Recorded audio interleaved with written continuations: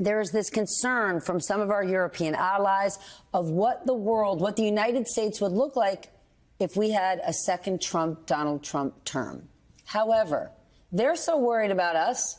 Shouldn't we be so worried about them? Just this past weekend, there was a whole host of elections in Europe, and the far right had a big sweep. I mean, they should be worried about us. We're worried about us, too, right? We live here. We're worried.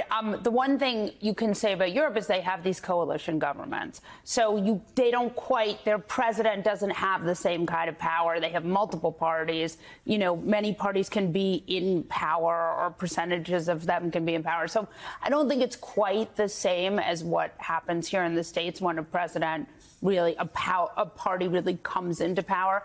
But certainly they're worried, and we are all very worried. I mean, look, you have one party that no longer believes in the fundamentals of democracy. You have a guy who's running as an autocrat. That's really scary. And look, one of his favorite things to talk about is ending NATO. Max is giving you the face of, I have something to say about this. That's just the face I give her all the time. That's true.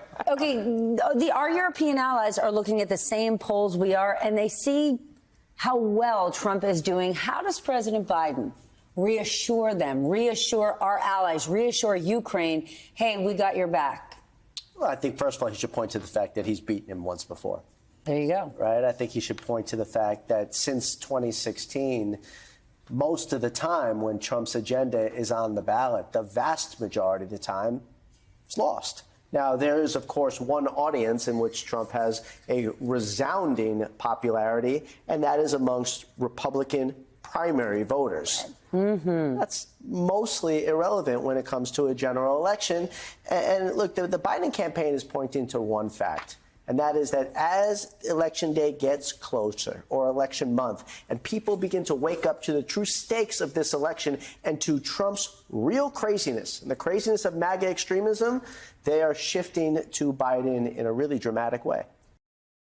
McConnell said Trump was practically and morally responsible for the insurrection. Right. Okay? Right. I'm going to say that one more time. Practically and morally responsible.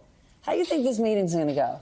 Yeah, well, the meeting's probably... It's funny. It's There's funny a turtle shell and somebody's going back in it. It's wonderful how people can say certain things and then a couple of years later haven't seen the guy, but all of a sudden he's winning. So now I got to meet with him. He seemed a little reluctant, but not that surprised that he's going to have to sit down with Donald Trump. But the reality is nothing succeeds like success. And Donald Trump winning these primaries is, whatever attempts to isolate him, to alienate him, to try to find somebody else, none of that worked. And now they've got to sit and break bread. Senor Madrid. Look, Donald Trump has a problem with the Republican base right now. It's been persistent from New Hampshire to New Mexico. 20% of Republican voters are getting up off of their couch, driving down to the high school gymnasium to vote for somebody that isn't even running anymore, as long as it's not Donald Trump. That's a problem. And unless he's able to coalesce that leadership, and personally speaking, I know what this pressure is like.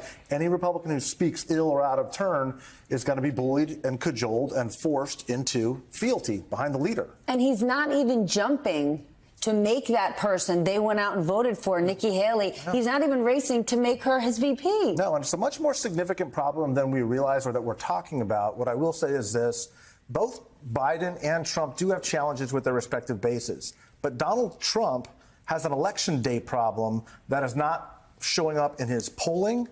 Joe Biden has a polling problem that is not showing up on election day. You're going to have to say that to me. Yeah. What? Joe Biden has a polling problem that is not showing up on voting day. Yes. Trump has the exact opposite problem. That's a worse problem.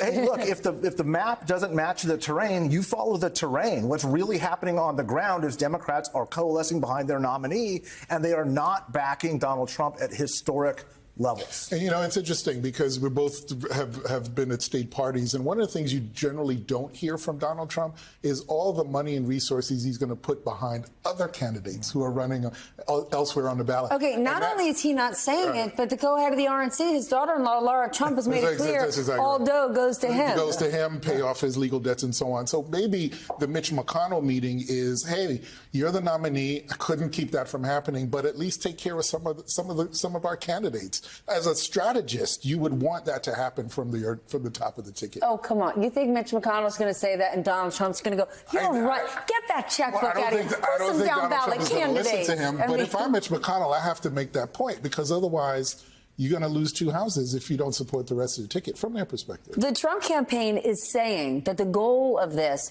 is to unite the splintered Republican Party in the House and the Senate behind sort of Trump's agenda. Is that really his goal, though? I don't know that. Well, first, it should be if it's not. As I'm saying, is even if Okay, it should be, but let's look at what his policies are. Let's look at what his actions are. Do you believe there's any uniting action? No, but I mean, look, what policies? The only policy decision he's made was to pull back on the immigration plan that they've been advocating for a long time. So even their own plans they're walking away from. So I really do believe that the goal is to try to instill some discipline and say nobody else is leaving the family here. If you leave the family, there's going to be a price to pay, because he's got a significant weakness in the Republican base, and any leakage could be devastating for Republicans. Except, of course, the family is not the Republican family. It's the Trump family. Yeah. Do you think he could be successful? Because in truth, he has done a better job, or excuse me, Republicans traditionally do a better job of getting in line and following their leaders. So do you believe for him or for them something good could come of it? Well, it goes back to the point I was making earlier about success. He has, if you look at some of his primary candidates, they've been successful. But a lot of the general election candidates where he's put out and supported election deniers have not been successful. So to me, there has to be some realignment, if you will, and that's using the term strongly.